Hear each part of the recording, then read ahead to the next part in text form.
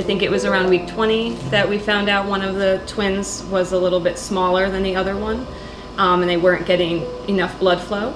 So we knew from the very beginning that we were likely going to have to deliver them early, and they would be premature.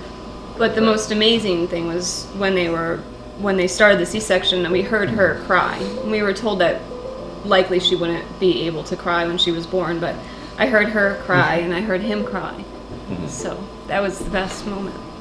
The NICU at Shady Grove Adventist Hospital is unique because of our people, because they care. They care about the baby, they care about the family, they care about each other, and they also care very much about outcomes. So Dylan we were able to stop and get a picture of. He was about twice Alexis's size, and so things went smoother with his delivery. So they came out, we were able to get a picture of him. He came over, they were able to say hi. I gave him a kiss. And then they took him off. So had a little bit of time there, but with Alexis, things were already complicated from the start. And by the time we saw her, she was already in the incubator on the way by. They tell you when you get to the NICU like 100 times that it's a roller coaster.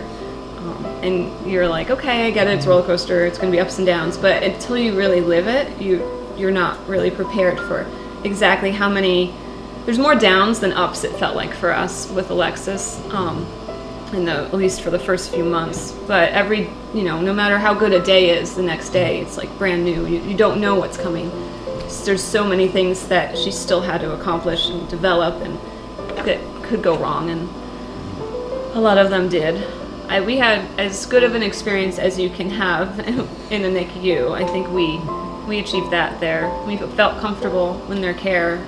They're warm, caring people there that will definitely go beyond just being medical staff to a family and friends. So I think we were very fortunate to have the Shady Grove NICU to be so close to our home. Working with these babies is the most amazing thing ever. You become part of the family with the parents and the baby, caring for them. One of the challenges that we have as healthcare providers for some of the sickest babies is to educate families on what to do when they get home. That starts from the very first day of their care. We often will start talking about how their babies are going to not only survive but thrive. We incorporate the families in their care as soon as possible.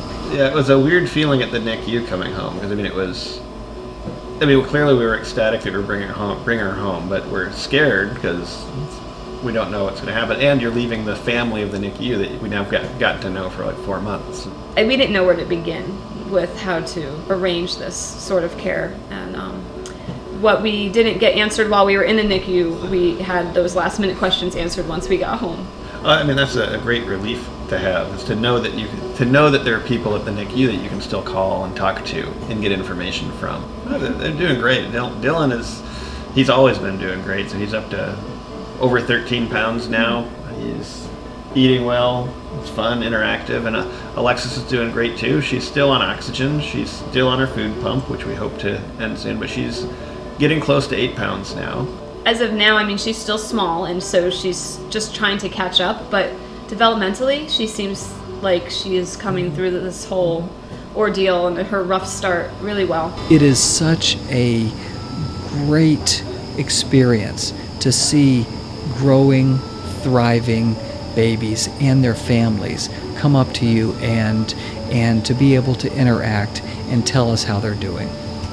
I still get goosebumps when they come in here, and obviously we don't recognize them and recognize the parents, and the parents are so proud that the babies have come this far, and they're so excited to show us how the kids are doing and how they're doing in school and socially, and it's that's our reward.